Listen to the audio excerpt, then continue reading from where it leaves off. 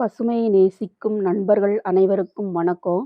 இன்னைக்கு ஒரு அழகான பூச்செடி வளர்ப்பு பத்தி தான் இந்த வீடியோல பார்க்க போறோம். வித் பிங்க் கலர்ல கொத்து கொத்தா பூக்கிற ஒரு பூச்செடியை பத்தி தான் பார்க்க போறோம். அது என்ன பூச்செடின்னு வீடியோக்குள்ள போய் பார்க்கலாம். வாங்க வீடியோக்குள்ள போலாம். இந்த செடியோட பேர் தான் ரொட்டி ரஸ்போலியா இல்லைன்னா பிங்க் ரஸ்போலியான்னு சொல்லுவாங்க.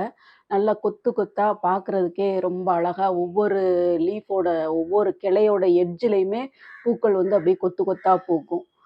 ஒரு ஷ்ரப் வகையை சார்ந்த செடி தான். இதுக்கு வந்து இன்னொரு பேர் கூட இருக்குது, அமெரிக்கன் பியூட்டி ஃப்ளவர்னு கூட சொல்லுவாங்க. இதோட சயின்டிஃபிக் நேம் வந்து ரொட்டி ரஸ்போலியா ஃபைலிஸ் வேன் ஹீடன் சொல்லுவாங்க. ஃபைலிஸ் வேன் ஹீர்டன்றது இந்த செடியை கண்டுபிடிச்சவங்களோட பேர். அவங்கள ஹானர் பண்ண விதமாக தான் இந்த செடிக்கு பேர் வந்து இந்த மாதிரி வச்சுருக்காங்க. ரட்டி ரஸ்போலியா ஃபைலிஸ் வேன் ஹீர்டன் சொல்லிட்டு இந்த பேர் வச்சுருக்காங்க. இது வந்து நல்ல ஒரு ஷ்ரப் வகையை சார்ந்த செடியாக இருந்தாலும் 4-5 அடி உயரம் கூட இந்த செடி வந்து வளரும். இது வந்து ஒரு ஹைபிரிட் வெரைட்டி தான். ரொட்டி ஓவேட்டா அப்புறம் ரஸ்போலியா ஆஸ்ட்ராலிஸ்ன்ற 2 செடியோட மிக்சர் தான். ஹைபிரிட் வெரைட்டி தான் இந்த ரொட்டி ரஸ்போலியான்ற செடியோட பேர். இந்த செடி வந்து ஒரு சம்மர் ஃப்ளவரிங் பிளான்ட் தான். ஆனால் எப்பயுமே பூக்கள் இருக்குன்னாலும் கம்மியாக இருக்கும். இந்த சம்மரில் தான் வந்து கொத்து கொத்தா நம்ம இந்த இட்லி பூ பூக்கும் பார்த்தீங்களா, அந்த மாதிரி ஒவ்வொரு எட்ஜஸ்லையுமே கொத்து கொத்தா தான் பூக்கள் பூக்கும். சிங்கிளாக பூக்காது. எப்பயுமே கொத்து கொத்தா தான் பூக்கும். நல்ல ஒரு பிங்க் வெரைட்டி இது. என்கிட்ட இருக்க இந்த செடி வந்து 3-4 வருஷம் ஆன செடி. இந்த செடியை வந்து ஒரு ரோட்லலாம் வந்து விற்பாங்கள்ல, முன்னாடிலாம் வந்து தெருக்கள்ல வந்து கூடையில வந்து வச்சு விற்பாங்க. அந்த மாதிரி ஒருத்தர்கிட்ட தான் இந்த செடியை நான் வாங்கினேன். ஆனால் இதோட பேர்லாம் இப்போ எனக்கு தெரியாது. டீரோஸ்போலியா அப்படின்றதுலாம் தெரியாது. எராந்தமம் சொல்லி விற்றாங்க. ஆனால் எராந்தமம் கிடையாது. எராந்தமம் வந்து இதை விட இன்னும் பூ வந்து டார்க்காக இருக்கும். அந்த பூவோட ஷேப்பே வந்து வேற மாதிரி இருக்கும். இந்த செடியை வந்து நம்ம வந்து தரையிலையும் மண் தரையிலையும் வச்சு வளர்க்கலாம். இந்த மாதிரி பெரிய தொட்டிகள்லையும் வச்சு வளர்க்கலாம். நான் வந்து ஒரு 20 லிட்டரு வேஸ்ட் வாட்டர் கேனை கட் பண்ணி அதில் தான் வச்சுருக்கேன். முதல்ல வைக்கும்போது ஒரு சின்ன தொட்டியில தான் வச்சுருந்தேன். இப்போ ரீபாட் பண்ணி 1.5 இயர்ஸ் இருக்கும். இதுக்கு வந்து ஒரு 12 இன்ச் சைஸ் இந்த அளவுக்கு உண்டான பாட்டே போதுமானது. வேர்கள் வந்து ரொம்ப ஆழமா அப்படி பெருசாலாம் போன மாதிரி தெரியல.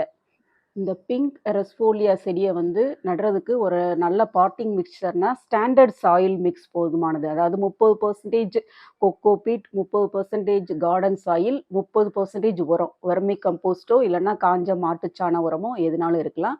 கூட ஒரு கைப்பிடி வேப்ப முன்னாக்கு, கொஞ்சம் ஒரு 10% மணல் வேணால் சேர்ந்துக்கலாம். மணல் சேர்க்கும்போது நல்லா தண்ணி வந்து தேங்கி நிற்காம தண்ணி ஃபுல்லாக ட்ரெயின் அவுட் ஆயிரும். அதுக்காக மணல் வந்து கொஞ்சம் சேர்த்துக்கலாம்.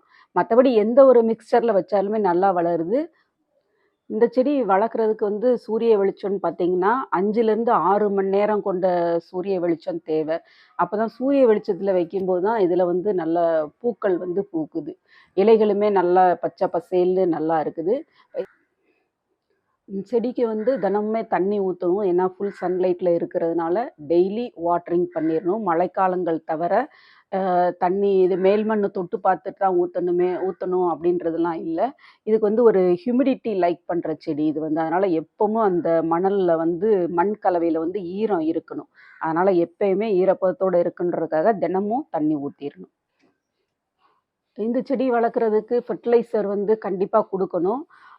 மாதத்துக்கு ஒரு தடவை வந்து இது கொடுக்கலாம், டிஏபி கொடுக்கலாம். அப்படி இல்லைன்னா ஆர்கானிக் உரமாக காஞ்ச மாட்டுச்சாண உரம், வெர்மி கம்போஸ்ட், கிச்சன் கம்போஸ்ட்டு, காஞ்ச இலை உரம் எதுனாலும் கொடுக்கலாம். எந்த மாதிரி கொடுத்தாலுமே இந்த செடி வந்து நல்லாவே வளருது. அப்புறம் 2 மந்த்ஸ் ஒன்ஸ் வந்து எப்சம் சால்ட்டு கொடுக்கலாம். எப்சம் சால்ட்டு கொடுக்கும்போது அந்த இலைகள் வந்து வெளிர்ன நிறத்தில் இல்லாமல் நல்ல ஒரு பச்சை கலரில் இருக்கும்.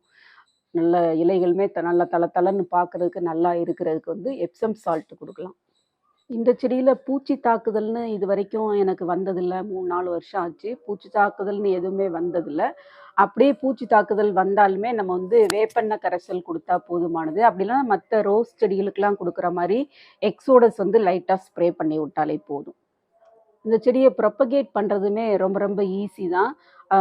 இந்த மாரி ஒரு திக்கான கம்பு கட் பண்ணி இந்த மாரி காமிக்கிறேன் பார்த்தீங்களா? இந்த மாரி ஒரு திக்கான சைஸ்ல ஒரு கம்பு எடுத்து, மண்ணும், மணலும் கலந்த கலவையில வச்சானாலே, ஒரு 10 நாள்லயே வேர் புடிச்சு ஈஸியா வளர்ந்துரும். என்ட்ட இப்ப ப்ரொபகேட் பண்ண செடி இல்ல. ரீசென்ட்டா ஒரு ரிலேட்டிவ் ஒருத்தவங்க வந்தாங்க. அவங்களுக்கு குடுத்து விட்டுட்டேன் நானு. இது நம்ம தோட்டத்துல வைக்கிறதுக்கு வந்து மாடி தோட்டங்கள்ல வைக்கிறதுக்கு நல்ல ஒரு ஃப்ளவரிங் பிளான்ட்டு. நல்லா தேனீக்கள வந்து நல்லா அட்ராக்ட் பண்ணுது. தேனீக்கள் அட்ராக்ட் பண்ணதுனால நம்ம காய்கறி செடிகள்ல வந்து காய்கள் நெறைய பிடிக்கிறதுக்கு வந்து இது ஹெல்ப் பண்ணும். இந்த செடி வந்து நான் இந்த தெருவுல வித்தவங்கள்ட்ட தான் வாங்குனேன்னு சொன்னேன் இல்லையா? ஒரு ₹40 அந்த மாதிரி ரேஞ்சுல தான் வாங்குனேன்னு நெனைக்கிறேன்.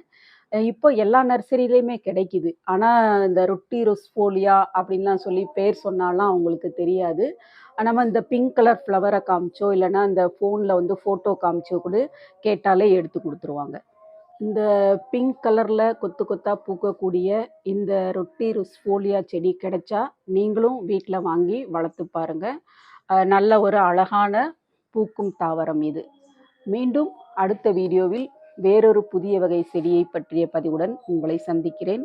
அதுவரைக்கும் பை நண்பர்களே.